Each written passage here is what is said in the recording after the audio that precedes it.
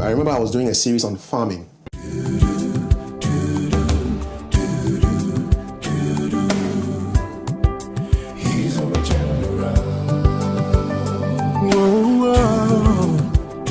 Turn around. Turning point. Yeah. He's a turn around. Hello and welcome to Springboard, your virtual university. My name is Albert Okran. Welcoming you to Ghana's foremost developmental program and that place where the greatest minds in the world converge. Springboard is brought to you by the Springboard Roadshow Foundation in partnership with MTN Ghana, the Enterprise Group, and the Ghana Growth Program, a collaboration between MasterCard Foundation and Springboard. Our media partners, Joy 99.7 FM, Joy News TV, and the Graphic Communications Group. Today we fire on in our quest to change the narrative. We've been exploring conversations with people who are writing a different story about Ghana. It's simple. The thesis is very simple. Many people spend their time, ink, effort, and their pages on social media talking about the failings and the disappointments of this country. Others choose to shine the light on what is beautiful, what is great, what is possible in this country. So we've devoted this series to fishing out those people who are telling a different story about this country and challenging us to do that with them. And it was easy to find a good candidate in our friend. You know, there's a song that says, stand up for the champions. In terms of those who've traveled around the country with, this is by far the one who has covered the greatest mileage with us on the Springboard Roadshow over the past years. We've done that since 2007. And unanimously, we know here that he's covered the most mileage. He's a broadcast journalist. He hosts the GTV breakfast show. He is an event host, and he is the one and only Kafui Day. Kafui, Rev, it's a blessing. I don't know the last time I saw you, but I'm always excited to see you. It is a blessing. It's a blessing. I agree. 100%. Indeed. Yeah. How are you? How's the family? How's everything going? Everybody's doing well. Family is great. Work is good. I'm happy to be alive. Blessed, definitely. Absolutely. Yes. So tell me, what have you been up to? So we just did our 1,000th episode of the GTV Breakfast Show on the 30th of May. So that was a big milestone, almost 4 years. And between the last time I saw you and now, I've been doing an interesting project on YouTube. So I'm a podcaster now, so I do interviews with interesting people, and that's going pretty well. And just happy to be doing the things that I do at home, at work, by myself. Yeah. Wonderful. Yes. Today is also the Father's Day, so we'll veer into fatherhood a bit. Sure. And talk about a subject I know you are very passionate about. Definitely. But let's start with your advocacy, with your broadcasting, with your storytelling. Mm-hmm. And this whole series about changing the narrative about Ghana. Yeah. What's your perspective on this conversation about changing narratives? It's important. The same old stories cannot give you different results or new results. So we've got to have new perspectives. And I see myself as an interviewer, above all. And interviewers, their job is to get the stories out of people by asking the right questions, listening to whatever is coming out, and then just following up. I do remember a couple of years back, I think 2022, I traveled to the Western region. On the way back, I decided to go down the Beposo Bridge into the Pra to fetch some of the water. I fetched that water, brought it to the studio. My people took a picture of it, and the thing just blew up. It's one of the reasons why I'm here. It blew up, and I couldn't even believe it. I mean, I thought it was pretty obvious that galamsey was that bad, But just the symbolism of this water, yellow water, in a bottle on my desk every day. Up until now, we still have the bottle on our desk because nothing has changed, really, And it brought the message home to people. And I think that bottle was like a story on its own, It just brought, because you have the statistics, babies are being deformed, there's lead in the water. But when you see the bottle, you realize that, hey, this thing it's not a joke, this is real. And water has no substitute. What does that mean to you? The picture of the bottle. Yes. It means different things to different people. To the farmers in the communities, to the people who do the galamsey, to the people who manage our water. What does it mean to you, Kafui? See, that bottle means that in some communities, people are bathing with sachet water. They're cooking with sachet water. That bottle also means that some people are making a lot of money by poisoning our waters. That bottle also means that this is an emergency and something has to be done, and quickly, And I know that human beings think in pictures. So you can talk all you want about galamsey, but once you put the picture there, that picture stays in your head. And it worked. It got people talking. How powerful is imagery, iconography, photography, symbolism? How powerful is it in communication? I know you have a master's in journalism. Absolutely powerful. How powerful is it's imagery? because human beings we don't think in words. We don't think in sounds. We think in images. If I say, "What did you have for breakfast?" and you say, "I had brown bread with egg." In my mind, although I wasn't at your breakfast table, I know what the bread looks like. I know what the egg looks like. We think in pictures. Why do you close your eyes? Because I was imagining what you're eating for breakfast. Are you by any chance thinking of brown bread? It was brown bread. I was just thinking about it, And by the way, I think better when my eyes are closed. So sometimes I go to a public fora and I'm sitting down there, maybe in the front, because I like to sit in the front, and my eyes are closed, and they think the guy is thinking. No, the guy is thinking. Wow. I'm trying to concentrate. My eyes are closed, and I'm picturing what is being said. Yeah. No. So images are crucial. We learned how to speak looking at pictures of dog and cat and all that stuff. So, and we're in a very digital world, a very visual world these days. There are people who tell stories just through pictures, no words. A picture says more than 1,000 words. And the more you can make your message visual, the more people will connect with it. Even if they don't speak the language that you speak, just a visual representation is much more powerful than any words you say. You mentioned story. And you've mentioned it a couple of times in this conversation. How powerful is the narrative? How powerful is storytelling in this whole developmental journey? As a people, as a nation, how powerful is storytelling? It's everything.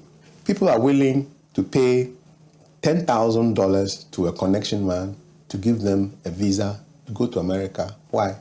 Based on the stories that they've seen on TV or in film or in cartoons, movies, whatever. That's that story. That's the lure. The American dream is just a story that lures people over to that country. They tell it, and they tell their own people we are the greatest country in the world. It's a story, and they believe it. They buy it. So the story is the message. If you look at the Bible, the most powerful stories in the Bible are the parables, and they're all very visual. There's a lamb. You can picture the lamb, the son who squandered his father's fortune. You can picture all of that. And all those... They're relatable. Yes, they're all relatable. So the stories, I believe in simplicity of message. If you were a lawyer, I wouldn't call you a legal practitioner, I'll call you a lawyer. You've written extensively about emceeing, about books, about communication. So, I mean, I was going to come to the fact that what would you call great content? What would you call the ideal content in a storytelling journey? It's simplicity. It's a story that is visual. Okay. You can imagine that story. Okay. And this is a hack I use when I'm using ChatGPT. When I'm trying to break down, let's say, quantum physics, I would say, I'll type in, I don't know anything about quantum physics. Please give me a breakdown of quantum physics in the language of an intelligent 15-year-old. Wow. And the reason I say intelligent 15-year-old is my son. My son is 15. If you can give me a description or an explanation that my son can understand, everybody can understand. Wow. Because most people in the world have a junior high school education. And if you're 15, you probably would have had a junior high education. So I like to break things down. My first book, How to MC Any Event, for which you wrote the foreword, thank you so much. I wrote it with my children in mind, that they should be able to read this book. At that age, the eldest was 9 years old. You should be able to read it. So for me, great communication is simple communication. Don't show off. I'm surprised about the number of people who have PhDs and don't even put it in front of their names. they're learned, but they speak very simply to get a lot of people to understand them. It's about understanding, it's not about showing off. So good content must be simple, it must be visual, it must be relatable, and people must understand it without reaching for a dictionary. So ultimately, what for you would be a good story? What is the measure of a good story for you? For me, a good story is, it must have and you see, because of the work I do, I must be able to tell a story in a minute, maybe as part of my intro. So there must be a definite a beginning, middle, end, and then a lesson out of the story. There must always be a lesson out of it. You don't just tell a story which doesn't have any connection to what the whole meeting is about. Yeah. So beginning, middle, end, lesson. Good story. Simple. So the beginning is that we want to paint a picture of a Ghana that is beautiful. Yes. The middle is that we are getting people like you to help tell that story. Through the struggles. And the end is that by the time these stories are told, This is what we want to see. people will be more optimistic about this country. Have a good feeling about the country. Not want to run away and leave. That's it. In 30 seconds. Yes, that's it. So now you know the story. That's it. So tell me, how can we harness what people like you are doing with your YouTube channel, with your imagery on your show, to reorient people?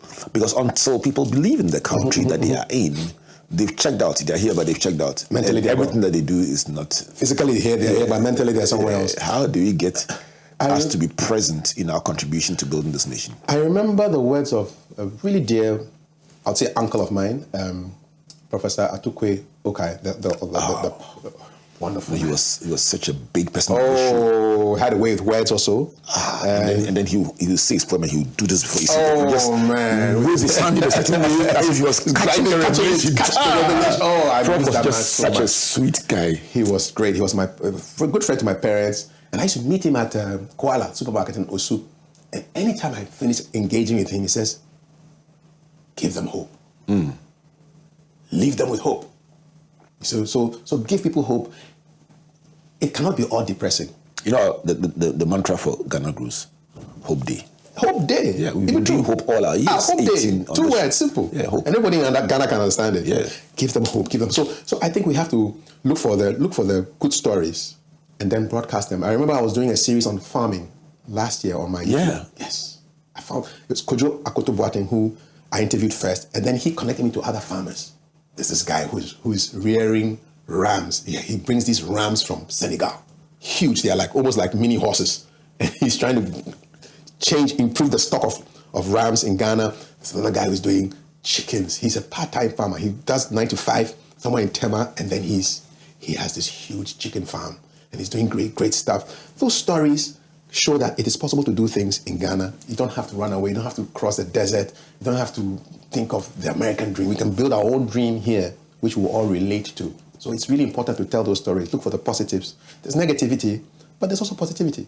Someone accused me of, not accused me, but asked me, you are always optimistic, always highlighting the good about this country. Yes. Don't you see the wrong? And I said, there are enough people telling that story. There are too many messages there.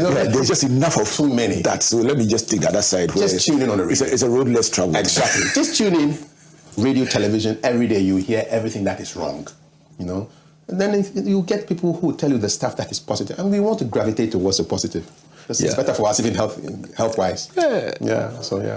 So let's stay with Agric, which is something we've been doing for the past couple of years in our third year on the program, just trying to showcase what is possible. And in the work that you have done, when you put out a story about what somebody is doing, how's the response like? The poultry farmer has been the craziest response. He's called Ernest Latte. He's doing this poultry farm. We put the video there, we think about it, nothing about it, and then I'm starting to get messages. And not only from Ghanaians. You have somebody in Canada says, I'm coming back to Ghana, I want to go into poultry farming. A lot of them were thinking, I was a farmer. I said, no, I'm not a farmer. I only interviewed the farmer. So I connect him to them from Congo, from Ethiopia, from Guinea, from the UK, Canada. People are following. And they say, okay, there's a business in this thing. When I spoke to Latte, he said, when he started his poultry farm, there was nowhere he went where they said, this is how to start a poultry farm. Do this. He kind of learned everything on YouTube, which is great. And then from personal experience. So now he has almost like a playbook. And so people now want to learn from him. So I was suggesting to him, you know what, just once a week, do a Zoom. Yeah. Do a Zoom introduction to poetry. I will manage a Zoom for you. Oh. Yeah, I'll manage it for you. But there's an increasing number of people, and this is something that we discovered in Kenya, but there's an increasing number of people who are building communication and tourism adjacencies around learning experiences, communication experiences, even tourist experiences around the agribusiness ventures that you do. Kenya is top of it in terms of tourism. I mean, we did Young Innovators Awards at the Agrofusion Festival last year. Agrofusion is our version of Farmers Day. Okay. Our simple message is that the National Farmers Day has the adults. Yes. Our program is for young people. So we created our own young people's version of Farmers Day, and we just give them awards. Great. And I love the name, by the way. Yeah, Agrofusion. I love it. It's too nice. It was packed with the musicians and everything. We did a great show. I like it. So the winners were sent to Kenya. Nice. And when they went to Kenya, they visited. So we had one winner for agribusiness, one winner for agriculture, and the one winner for the ATV sector. Okay. And these went to Kenya, and everywhere they went, the persons doing the business, the farm. So there's a tea farm. Then there's a tea manufacturing next to it. And just going there is a paid tour. Yes.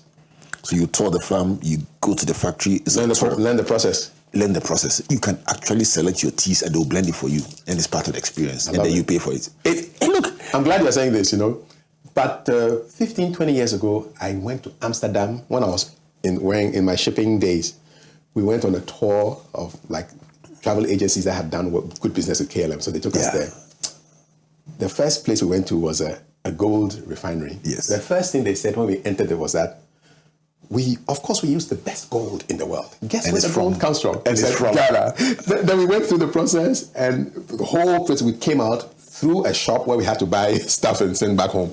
Then the next stop was a chocolate factory. The first thing they said was, guess where we get our best chocolate beans from? Ghana. Charlie, you're standing there, you're asking Charlie, and you yourself, you're from where? Ghana. And we went through the thing. We came up through a shop. We bought our souvenirs and we left and said, the same thing. Same thing. We should replicate these things here with our kente and so many things we can do here that people would be interested in and get that experience, fuse the tourism with the agro or whatever, textiles or whatever factory. I think it's a good idea. Yes. So they try to extend the value chain beyond the primary production to create experiences. And because it is tourist oriented, they built the transport system like that. They built their payment systems like that, and they are seamless. Look, you just want to see. When you see anyone's pictures, you want to be there yourself and experience it. It's experiential, you see. Yeah. We've not done enough in terms of non-natural tourism. Yeah. We are so blessed with the natural one. I mean, it's not funny. There's been some big conversations about the Volta region, one of my favorite tourist destinations. Anyway, locally, next to my home region. That's there. I can tell you that in many other countries, their tourist destinations are man-made. Yeah, you create them. They're not even blessed with the natural one that we have. They create them. They create them. Including Sun City, a beach on top of a mountain. Yeah, why not? And all that stuff in Dubai, oceans in the desert. It's all created. Yeah, they created. I think we should create. Yeah. Let's talk about your.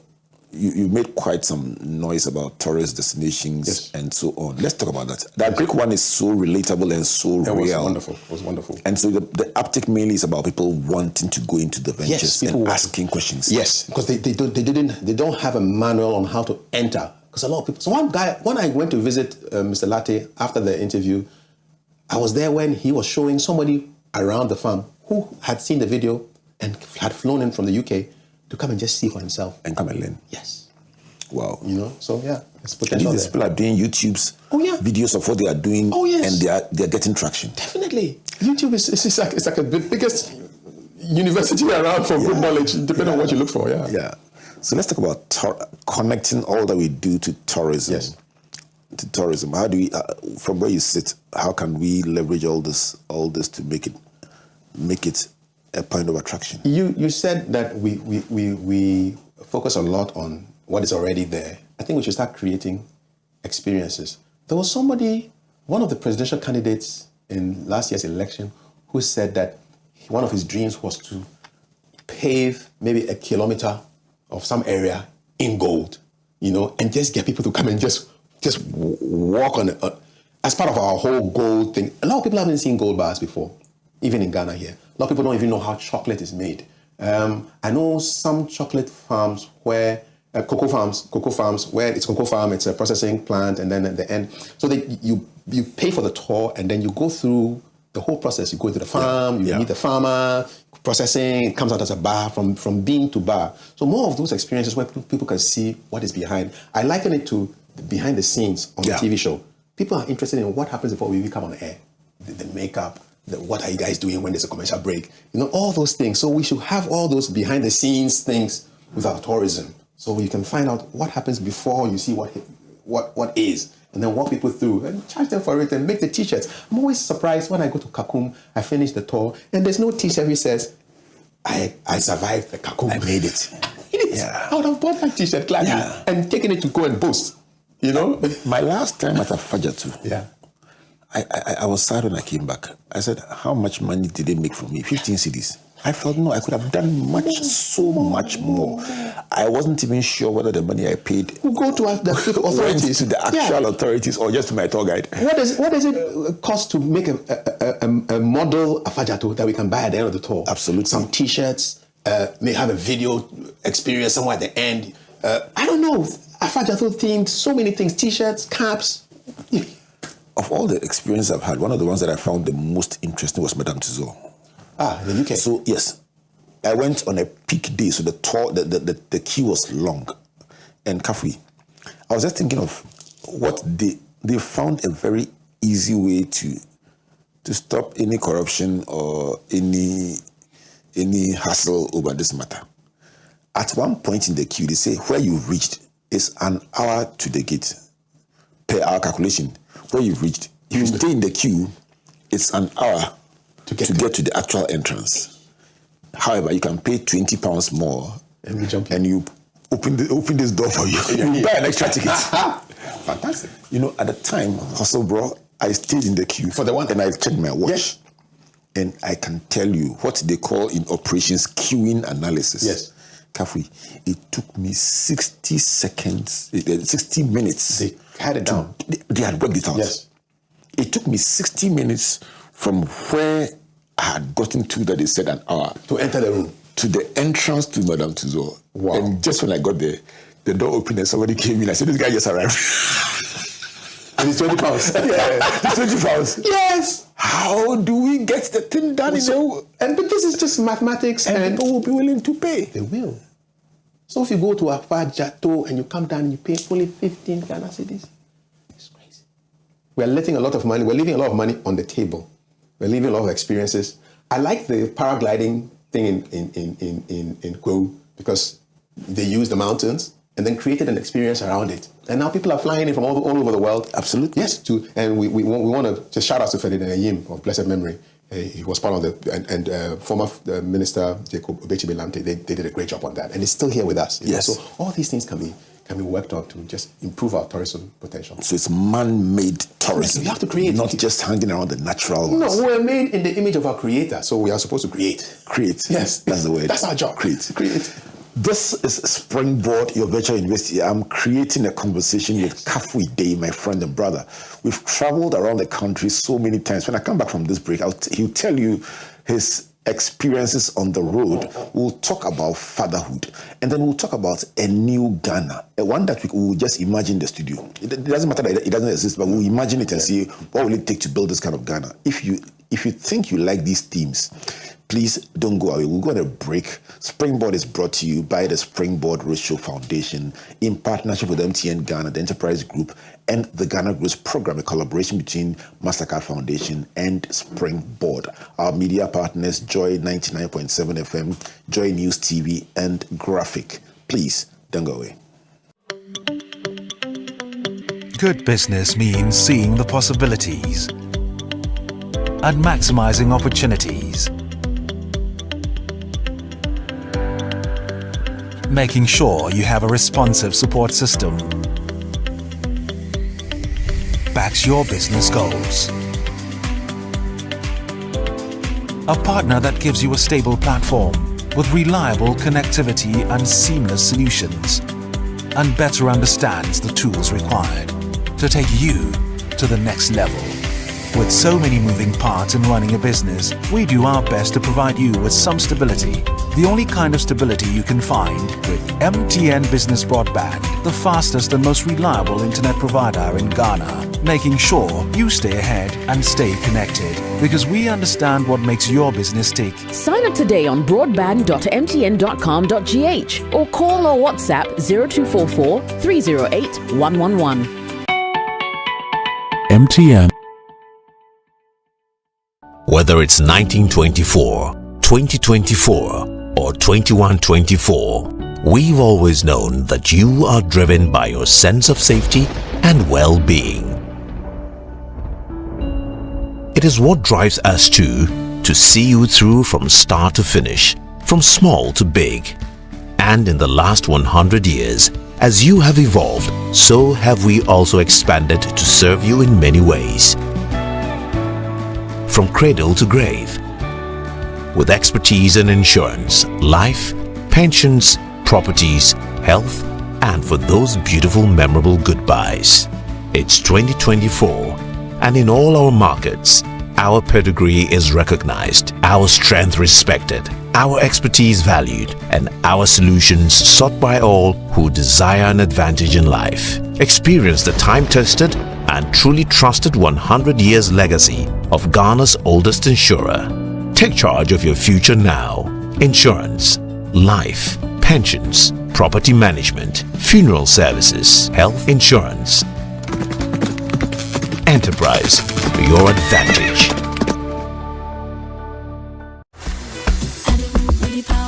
Learn something new every week and be inspired by innovations, impact, and success stories of individuals making strides in the agricultural, agribusiness, technical, and vocational skills sectors on Ghana Grows Ejuma with Arabo Kumsin and Yabitha. Join us this and every Thursday on Facebook at 7 p.m. at Ghana Grows, also at Comfort Okran A and at Albert N.E. Okran. On Fridays at 4 p.m. on Joy 99.7 FM and on Sundays at 5:45 p.m. on TV3. Ghana Grows is an initiative of MasterCard Foundation in partnership with the Springboard Roadshow Foundation. If you are a young person and you want to be a part of our various interventions, call or WhatsApp Ghana Grows call center on 0308 255 775. Follow us on all our social media handles.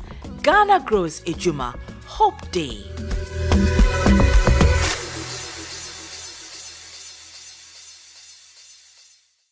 Welcome back to Springboard, your virtual university, and to this amazing conversation with my friend and brother Kafui Day, as we explore a new look at Ghana, changing the story, and also celebrate Father's Day together. Kafui is he's a main man here. He walks in any day and we can have a great conversation. He doesn't even need an intro. He's just his family. Love it. Here at Springboard. Yes. We've traveled with him across the country in different places. We'll unpack that very shortly. But Springboard is brought to you by the Springboard Roadshow Foundation in partnership with MTN Ghana and the Enterprise Group. Our media partners, the Multimedia Group and the Graphic Communications Group. This is also done in partnership with the Ghana Growth Program, a collaboration between MasterCard Foundation and Springboard. Talking about that, if you are hearing amazing stories about young people, especially young women, venturing into agribusiness ventures as part of the exciting Ghana we are talking about, it's powered, among other things, by what we do on the Ghana Growth Program. And that's just about exciting young people that, while it is great to do all the jobs that we were raised to aspire to do, they are real, beautiful, exciting career opportunities in these sectors: agriculture, agribusiness, and the AT-VET sectors. So as our contribution, this program is throwing light on what is there, how you can be part of it, and where to look if you're looking for opportunities. So note this number as the call center or the customer service number for the Ghana Growth Program, and always ask, what should I do? How can I partake? How can I just venture into these sectors? So the number is 03082 55775. And talking about that, if you are looking at an agri-business venture, to give a thumbs up to this week. So every single week, we highlight one business venture and say, buy from them. Just encourage them. We don't know them from anywhere. They just submitted their name and their products on our show. Yes. And then we go check it out. And once we verify it, we just do it. Yes. Some we know, some we don't know, but it's just beautiful. And when they report back that people were buying. Yes. So that's the whole idea. It's the power of the show, man. Yeah. Recommendation. So power of a good recommendation. This is the show that throws light on what is good about this country. So Tet Handmade is the business we are throwing light on this week. It's a TVET venture and it's about footwear that stands out. So Tet Handmade is where quality meets style. They make great footwear, trendy slippers, crafted with care, comfort, and character. That's the word. Care, comfort, and character. It's one of the businesses that is teaching our young women how to make slippers. Okay. And in the Ghana Growth Program, those who successfully get selected for the Empower 360 are brought from across the country, kept in hotels. They are trained for a week on how to make sandals, how to do tie and dye, how to do any venture. And by the time they are leaving, they get all the tools they need, fully paid for, plus some raw materials to go and make the sandals and sell them. And guess what? We give them enough to make 50 slippers. That's more than a startup. And that is their capital. Thank you. And then just go. Don't get cash. Yeah. Make the slippers. And sell them. Sell it. That's your capital. Use all the knowledge I gave you. It's working like magic. I love it. It's working like magic. Good. So Tet Handmade is one of the companies working with us on making the slippers. And their number is 0244-169-757. 0244-169-757. Also, to give you the enterprise advantage tip for today, do my premiums increase as my age increases? Don't be scared. Don't be worried. Your premiums will not go up. Although your age determines your premiums, it's only at the sign-up stage. Once you sign up or buy a policy at a certain amount of money, your premiums don't increase as you age. It's only when you opt for an inflation protector that protects the value of your sum assured.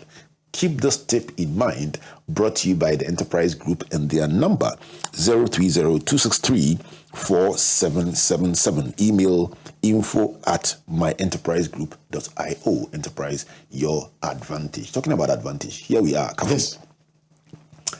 Travel.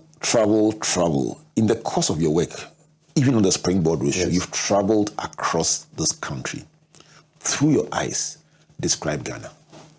Before I describe Ghana, I just want to give you a big shout out because there's one experience I had with you on my very first Springboard hosting experience at the conference center where we got into the hall. It was 2 minutes to 5.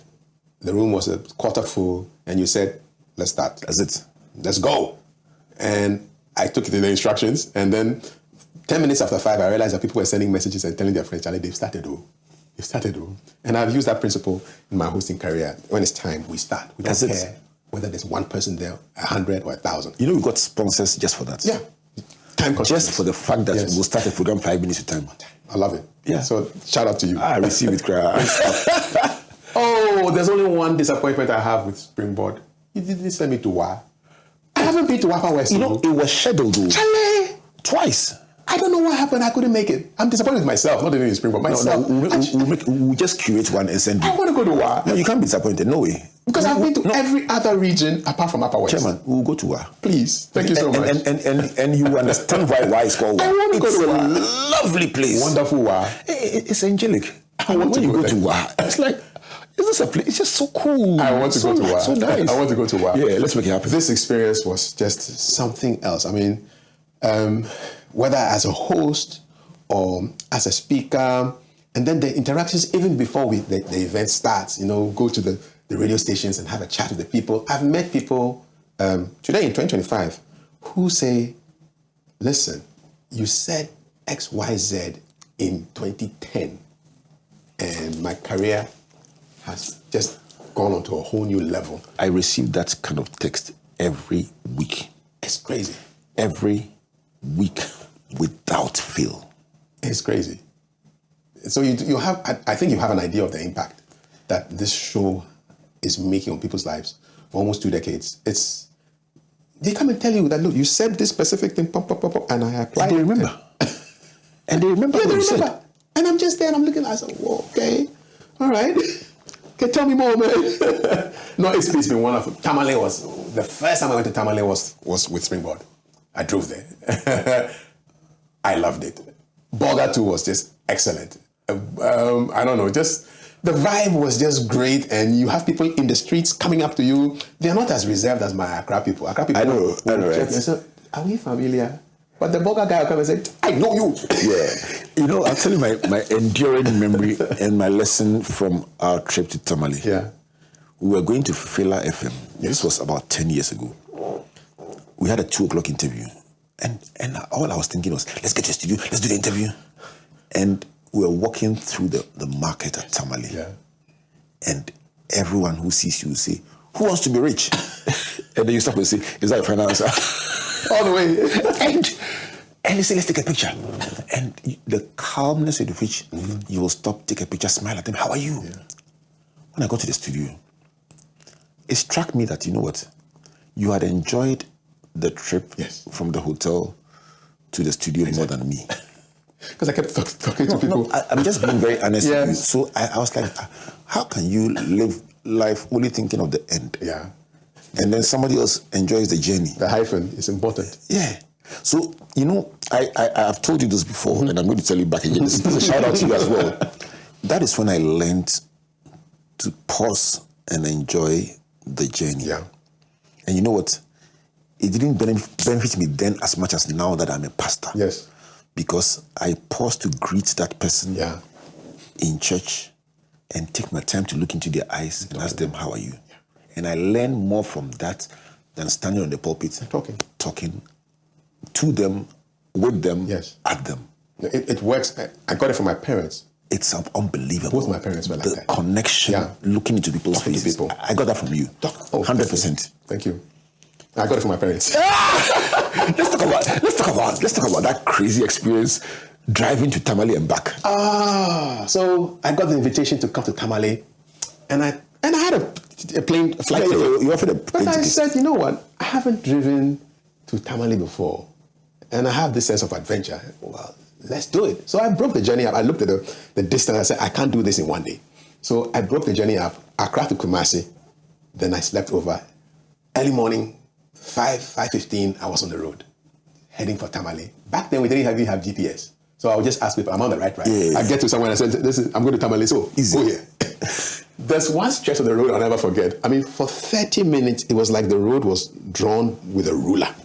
I won't be surprised if it was Ekem Ferguson and the surveyors of old who came in a straight line for 30 minutes. Nobody coming, nobody overtaking. It's just savannah, one great straight line, and you're heading towards Tamale. And you're driving alone. I would flip through radio stations. So I'll be listening to different stations. When I'm in the Brown Half, listen to this, and I'll get to Tamale, Northern region, I listen, and I'm just going. I was wondering why this guy wouldn't take the flight.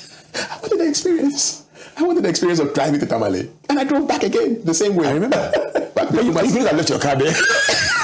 My car was full with yams when I was leaving. That was another one too. I got to the police post going out of this flag. Stop! I came on. Kafui there! Wait! And the guy goes out there and brings a sack of yams and dumps it into my boot.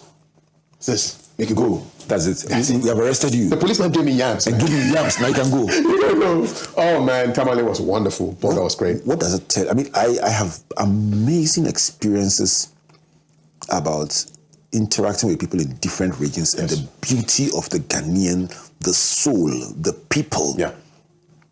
You know how Kirsten described it? He says Ghana is not Accra. Definitely. No offense meant, but that if you live in one region alone and never travel, that's you not wouldn't know Ghana. The beauty of Ghana. No. Would that be your That is my 100% my conclusion. Ghanaians, there's so much variety, but there are also so many common things that bind us together. And those commonalities are very important. We are really one people, and you feel it when you go, when you leave your area, and people, and if you go to Tamale and you say Kaula, Immediately, oh, you can speak some small Dagbani. They connect with you. So I got the key phrases. Thank you, please. How are you? Easy. And they just cling to you. You know, they say, oh, the man is trying to connect with us, and then they connect with you, and it's just great. Springboard just opened me to so many parts of Ghana. The first time a cab driver returned Campus wallet, he nice. came to the hotel and brought it to her. And said hello. Where was this? Oh, no, sure. Okay. We're like, hey, what's this? Which region was this? Tamale. Oh, nice. He just brought the wallet back. He left it in the car, just brought it and went away. Oh, smiling and happy. Beautiful. Some of those experiences are priceless. Yeah. So let's talk about a new Ghana, not much different from what we have, but let's recreate the kind of Ghana we want to have. You can call it an ideal Ghana. Yes. But what would you like to see? And how can we just make it happen? I'm closing my eyes. Okay. I want a Ghana where people can step on zebra crossings without making a death wish. You know, I saw this in Barcelona, where at every intersection, every junction, there was a zebra crossing. And if drivers were coming and they saw people stepping on it, they paused, let people cross. Too many needless deaths are happening on zebra crossings. One of our cameramen at GBC lost his own daughter. Oh, no. Yes. Oh, no. So sad. She had finished her service, everything. No. Yeah, right there. You know, so it comes home to us. So I want, and Rwanda has it. So one of the Rwandan diplomats says, anytime her driver back home in Rwanda doesn't stop at the zebra crossing, she'll get an alert on her phone saying that this owner of this car has done this. I want a country where the roads are safe for children. I want a country that's clean. I went to Asinkushia a couple of months ago. I was blown away. They're doing some great stuff there. Bins everywhere. The town is clean. And the paramount chief says he doesn't just want his town to be the neatest in Ghana. He also wants them to be the happiest people in Ghana. So that's the kind of Ghana that I'm looking at. A country where the laws are respected. A country that is beautiful to live in. Beautiful environment makes all the difference. You know, it changes the way you even think. So I want an environment that is it's controlled. And the king of Asinkushia, he said it today. He said every day is sanitation day, every day. So there has to be this conscious effort to keep the place looking beautiful, looking nice for the people. We shouldn't create a Ghana that is only good for foreigners who have dollars and pounds to spend. It should be good, first of all, for we, the people who live here. We're here. You know, this is our land. So that's the kind of environment that I want, that will make our children thrive. We will not want people to hazard this journey across the desert to go to Europe, where they may not even want you, you know. So a country that is beautiful for the people, where there's law and order. Because where there's law and order, things will thrive, you know. That's the Ghana I want. What first steps are you willing to take as Kafui Day? Yeah. So I can add my own as Albert Okran. Good. And then we can then challenge our viewers and listeners to see what can you also add. So let's talk about what you are adding, what you are making, what you are doing to make this Ghana possible. So with the road stuff, at every zebra crossing, I stop to the annoyance of the guy behind me who doesn't see why I've stopped.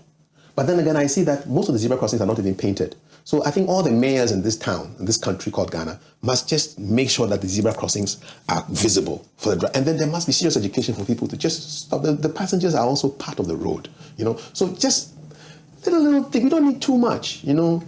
Sanitation, they have to be bins. I traveled to my hometown over the weekend. Angonga, beautiful, neat, wonderful, well swept, everything. But I couldn't find bins to throw away my trash. I had to go back to my family house to throw the trash away. So we need more bins like it's happening in Asinkushia, where you have bins everywhere, painted in red, gold, green. And when we asked the leader, he said he wants people to know that, to think about patriotism, they should think about Ghana anytime they want to misbehave with their rubbish. You know, so just little simple things. And people say, oh, but people will go and the scrap guys will come for the bins. Listen, if you think about all the negatives and all the obstacles that will happen, you won't get anything done. Absolutely. I mean, I could step out and a meteor from heaven could, or wherever, outer space could fall on my head. But does that mean that I'm not going to stay out of my house? Yeah. There are risks, but let's look at the positive side of things. And people have done all this stuff before. We're not creating anything new. We're just looking at, I went to Rwanda for 9 days last year. When I came back, I had a headache. my re-entry into the Ghanaian airspace was traumatic because I was thinking about all the stuff I'm going to face in Ghana, where people are shopping, selling in the streets, people are selling on pavements. It didn't happen in Rwanda. You know, I went even to the villages. Nobody's selling on the pavements, nobody's selling in the streets. People are respecting traffic regulations. If you drink and drive, they catch you, you're going to police cells 5 days straight. You pay a fine. There's noise pollution laws that are respected. We went somewhere at midnight, the music went off. I asked, what's going on? He said, oh, noise pollution. We don't want to fall foul of the law. I said, what will happen? So the police will come here and they'll arrest the DJ. They'll arrest. And if the owner is not there, they'll arrest the DJ. When the owner comes to the police station, they'll release the DJ and they'll arrest him. So I want a country that works. And it's possible. It's happening here in Africa. So you want to start by stopping yourself at the traffic light. Yes. And you are doing it already. I'm doing that. Okay, so let's use your platform as well to amplify the issue about painting the zebra crossings. That's going to be my next campaign. I think that would be nice. Yes, we have to paint the zebra crossings. Kafui, I want a Ghana that's a young person who grew up having confidence about dignified and fulfilling work and living out their God-given potential right here at home. Right here. And then have options. Yes. So when we say you're raising the next generation of African leaders and entrepreneurs, we want people to be able to dream something and build it or do it. Yep. And so our contribution is to do what we are doing right now. And I just am glad to tell you that as we speak this today, the number of young people that we have interfaced with and onboarded on this journey since the 1st of March 2023 has crossed 430,000 registered 430K participants on the Ghana Growth Program. Almost 500,000. Yes, that's our target. Wow. And we'll achieve it ahead of schedule. Congratulations. That's a big number, man. It is. It is. That's like a whole town. Town? What's the population of Ghana? That's huge. 1,000 is a lot, you know. It's huge. And it's an army that can be reached in seconds via our network. All connected, yeah. Yes, all connected together. Great. And the more we see them, the more we place value on the young people of this country, a most underrated force. Yes. They built this program, created it, and they are managing it with us. That's why you have so many young people on this compound. Impressive. Let's close on fatherhood. Yes. I'm glad we are bringing this because it connects to Springboard for me in a very, very personal way. Second week of March 2015, I was on a Springboard program in Eastern Region. The day before that, my dad had been, my dad was on an admission between January and March of that year. And then the doctors had told us that Daddy was coming home on Saturday. So the Friday before Springboard, I came home to Adenta, picked the place up for him. Mommy had passed already 2 years prior. And so my idea was that I'll come to Springboard. When I finish, I'll come home and say hello to Daddy. So I went to Springboard. I did what I had to do. And then as I was leaving Kooftown to head towards Adenta where my father lived, I got a call from my big brother, Senna. May he rest in peace. And then he says, you know what? You'll be tired. You go to Tema where we're living. And my wife also called and said, oh, you know what? Don't bother going to see the old man. Just continue to Tema. You can see him later. So I drove from Kooftown past Adenta where my father would have been. I went off to Tema, got home. My wife gave me my supper and everything. Says, waited for me to be relaxed and said, well, she has some news for me. I said, and so the old man is gone. I said, gone where? So he passed. I said, when? So he passed earlier on in the day. And I said, oh, wow. So if I had gone to Adenta, I wouldn't have met him in the house, you know.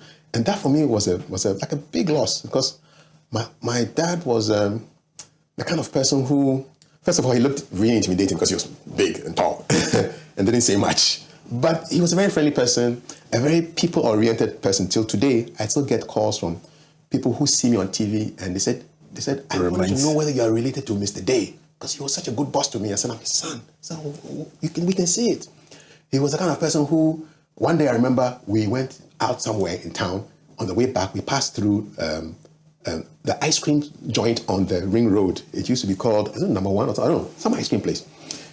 We enter the place. My father goes up to the lady behind the counter and she has this big frown on her face. I think she's having a bad day. So my father says, good morning. The woman frowns, morning. My father smiles and says, give us 2 ice creams. Make them as beautiful as you. Wow. You should have seen the transformation of this woman's face. It was like a flower opening. And she had this huge smile, and she gave me my cone and heat and heat and heat and heat, and gave my father his cone, heat. We went to sit down. Before I took a scoop, my father says, hold on, what did you just see there? So what do you mean, what did I just see? He said, what happened right now? So, well, she gave us a lot of ice cream. Think beyond that. If you make people feel good and appreciated, they will do virtually anything for you. Wow. That's one lesson I learned from him, and other lessons as well. So I really miss him, but I know that he's in a good place, and he taught me stuff that I'm passing on to my children now. And so the chain continues.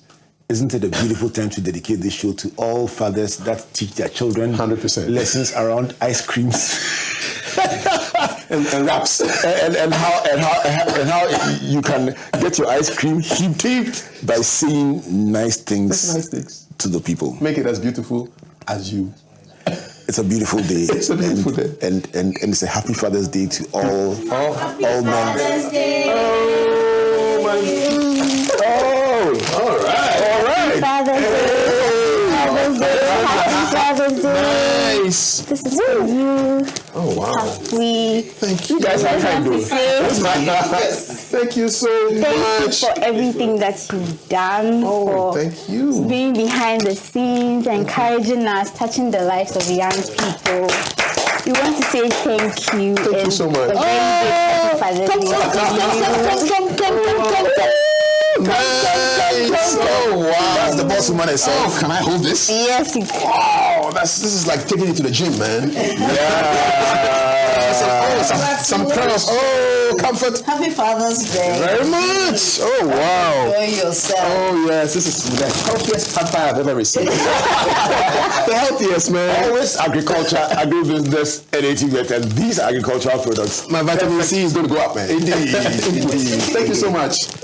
Oh, happy Father's Day to you too. Yeah, I know, right? You're a great father. So on behalf of Team Springboard, just to celebrate fatherhood and to say that as you recount the story of what your father told you, you represent many other people who today are reflecting on the beauty of having either a father biological or a father figure that speaks beautifully into your life. So even as we reflect on the Ghana that we want, let's throw in one more paragraph that let's have a Ghana in which we have wonderful men like you, like your father, and like all the men out there listening to this show. Happy Father's Day to all of you. To all of you. Yeah. Thank you. All right, so stay with us as we wrap up on this incredible conversation about changing narratives. This is another way to change narratives. Definitely so. I love it. Yeah. Thank you. Present us, Kafui. First of all, thank you for this wonderful gift. Thank you for the opportunity to be part of Springboard. I've learned a lot on the journey with you, and I like the evolution of the brand and the things you're doing. Young people are great. It's a long way from where we started, and keep doing your stuff. And let this be a springboard for greater success. Indeed. Yeah, may Ghana grow. Indeed. Because Hope Day. May Ghana grow. All right, thank you so much, Kafui. Let's do this again. I mean, this is a permanent seat for you. Anytime. One time. I just call the young and your trainers. Thank you. Maybe I'll wear orange ones and just make my director angry because he doesn't even understand why she wears colored trainers. The fashion trends these days are just your jackets and then your trainers. Yes, indeed. And green socks. It's not easy. Yeah. Thank you so much. This has been another super edition of Springboard. That's for the cameras. For those who are watching on television, that's Kafui's trainers. All right, so this has been another instructive edition of Springboard, a virtual university, just bringing us a new narrative about Ghana, a beautiful country, just talking about what we've done together in trying to redefine agriculture in the minds of young people, and even more importantly, also celebrating all men on Father's Day. My name is Albert Okran, thanking you on behalf of my boss Comfort and the team here at the Springboard Roadshow Foundation. We do this in partnership with MTN Ghana, the Enterprise Group, and the Ghana Growth Program, a collaboration between MasterCard Foundation and Springboard. Our media partners, Joy 99.7 FM, Joy News TV, and the Graphic Communications Group. My name is Albert, saying God bless you, and God bless you.